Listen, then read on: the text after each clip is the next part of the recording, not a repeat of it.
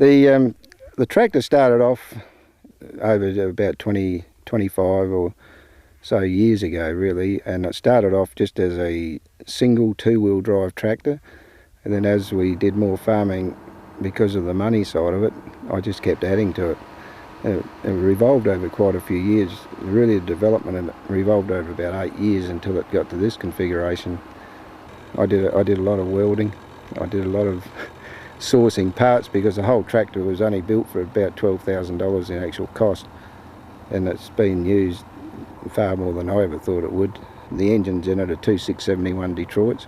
The Detroit are a two-stroke diesel with blowers on the side of them.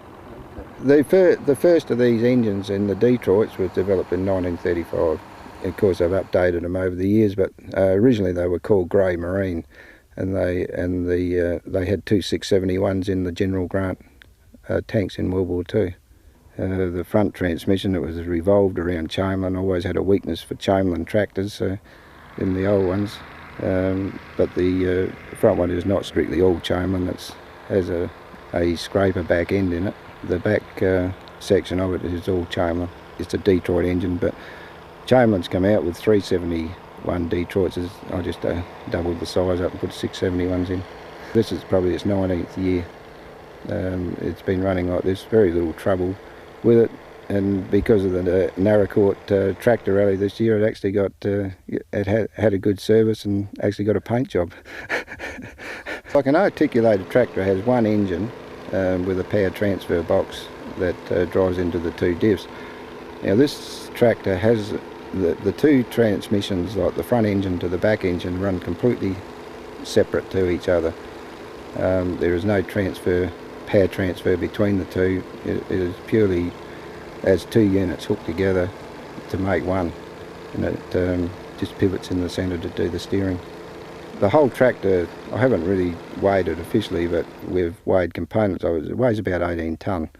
Now, it's around about the 11 tonne on the front axle. Now, you'd think that's too much, but as the load when the load pulls, it actually transfers the weight onto the back, and we consider we got it about pretty right, about 50-50.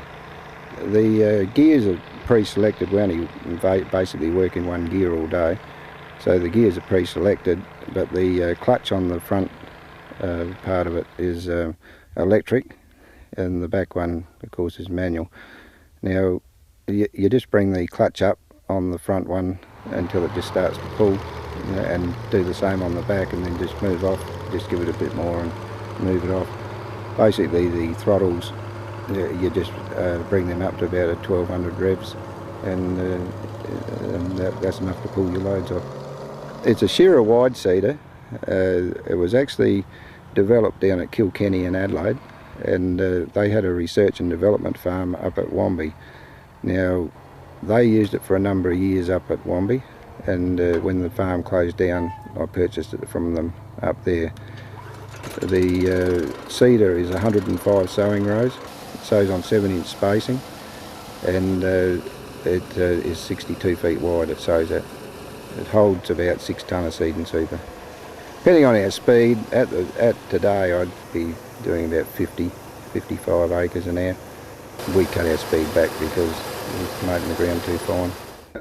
We're basically sowing in the old term 7 mile an hour. All this up the top here that you see, that's the gauges and the just for the front engine, and the ones that you see down here, they're for the back engine.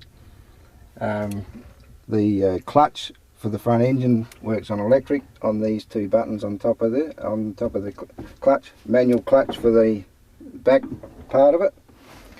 These here are the gears for the back, hydraulic levers.